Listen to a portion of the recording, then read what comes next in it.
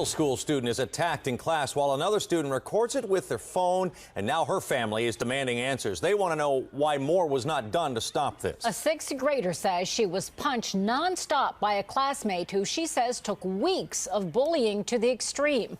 The recording is difficult to watch, and tonight NBC4's Denise Alex is joining us live from the newsroom with more from the victim, her mother, and the Columbus City School District. Denise? In the video that lasted a long few minutes, you can hear a teacher warn a student to stop beating up another student who was just watching a movie. But those warnings didn't seem to faze the girl, throwing endless punches. A sixth grader minding her own business lived through a nightmare. Just do it. I'm gonna take the first swing.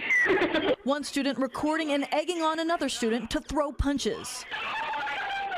12-year-old Renee Williams says the bullying began when she started at Mifflin Middle School in March. She claims on her first day, a substitute teacher made fun of her, so she turned him in. In turn, classmates tortured her with stealing school supplies, her cell phone, and it all escalated Tuesday. She was like, "Did you snitch on me?" And I was like, "I don't even know what's going on." And all of a sudden, she starts pulling my hair. What did you try to do? Did you try to defend yourself?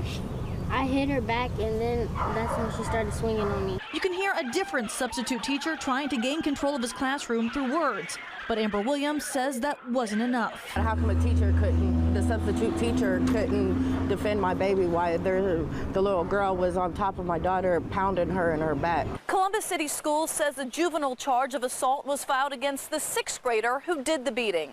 The school district says it wanted to file charges against the other Mifflin Middle School student who recorded it. But they say police told them they don't have sufficient cause to charge her. The girl that was videotaping it. Put it on Facebook. Mm-hmm. The one that was provoking everything. Columbus City Schools says both the antagonist and the student who beat Renee Williams face disciplinary action. Still, Renee says she missed her last day of school Thursday because the threats didn't stop after the beating. Everybody was supposed to jump me, so I was like, I'm not gonna do this again. And Columbus City Schools says the substitute teacher was removed from the classroom the day after the beating and put on a do not call list. Amber Williams says she plans to send her daughter to a charter school next year. Denise Alex, NBC4. That is so sad to see. Thank you, Denise. Now, we remain highly committed to the battle against bullying, and for 2 years we've been showcasing schools and programs that encourage students to be upstanders, not bystanders, when witnessing bullying. Our in-school presentation includes these reminders. Don't laugh or encourage a bully. Don't become the bully's audience. It gives them power. Support the victim in private and include them in activities, and tell an adult.